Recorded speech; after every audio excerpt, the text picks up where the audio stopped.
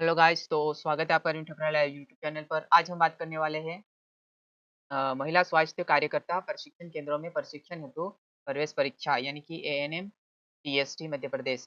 जो मध्य प्रदेश की ANM TST exam है उसके बारे में फुल इन्फॉर्मेशन जानेंगे कि इसकी आवेदन कैसे होता है, इसकी पात्रता क्या है, इसमें एज लिमिट क्या है और इसमें हमें जो क्वालिफिकेशन यानी कि योग्यता है वो कितने प्रतिशत होनी चाहिए और इसमें कौन से सब्जेक्ट के साथ हमें योग्यता जो है वो होनी चाहिए।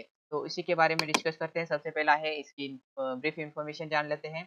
महिला स्वास्थ्य कार्यकर्ता प्रशिक्षण केंद्रों में प्रशिक्षण हेतु प्रवेश परीक्षा एनएमटीएसटी एक प्रवेश परीक्षा है, यानी कि यह एक प्रवेश परीक्षा है जो महिलाओं को स्वास्थ्य कार्यकर्ता के रूप में प्रशिक्षण प्राप्त करने के लिए आयोजित की जाती है।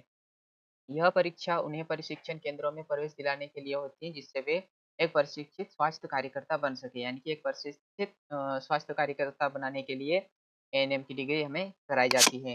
नेक्स्ट स्लाइड के बाद में देखते हैं हम, जैसे कि एएनएम टीएसटी जो है उसका पूरा नाम होता है auxiliary nurse midwife training selection test. इसका फुल फॉर्म हुआ और इसी के साथ में यह परीक्षा आमतौर पर निम्नलिखित पहलुओं को ध्यान में रखते हुए आयोजित की जाती है।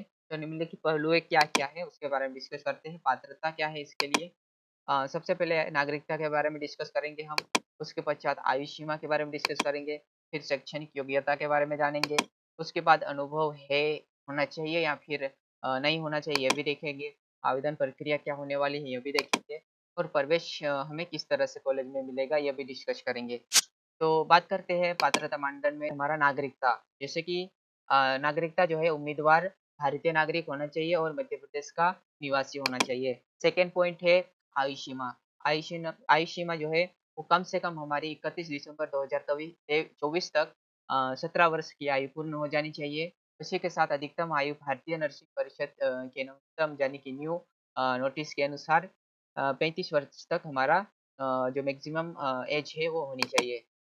शैक्षणिक योग्यता उम्मीदवार को किसी मान्यता प्राप्त बोर्ड से 12वीं कक्षा इंटरमीडिएट में विज्ञान यानी कि बायोलॉजी और इंग्लिश के साथ उत्तीर्ण होना चाहिए। सामान्य श्रेणी के जो उम्मीदवार हैं उनके लिए 45% मार्क्स की आवश्यकता है और आरक्षित यानी कि रिजर्व कैटेगरी है उनके लिए 5% की छूट रहेगी, यानी कि उनको 40% ही अपने को प्राप्त होना चाहिए। उसी के बाद इसके लिए अनुभव, यदि आपके पास अनुभव है जैसे कि आशा कार्यकर्ता के रूप में 5 वर्षों का सतत सेवा का अगर आपके पास अनुभव है, तो आप इसमें अटैच कर सकते हो। और उसके बाद आवेदन प्रक्रिया जो है, आवेदन प्रक्रिया एमपीईएसबी जो कि एमपीईएसबी mponline.gov.in एक गवर्नमेंट का पोर्टल है, यहाँ पर आपको जाना है।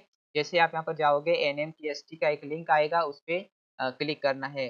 उसके पश्चात आपको प्रवेश और परिणाम यानी कि जो आपने एग्ज़ाम दिया है, एग्ज़ाम देने के बाद आपको इसी वेबसाइट पे जाना है और इसी वेबसाइट पे जाके आपको आप एनएमटीएसटी का एक रिज़ल्ट लिंक आएगा, वहाँ पर आपको यानी कि इस जो आधिकारिक वेबसाइट है, इसमें आपको संपूर्ण जानकारी यहाँ पर मिलती जाएगी।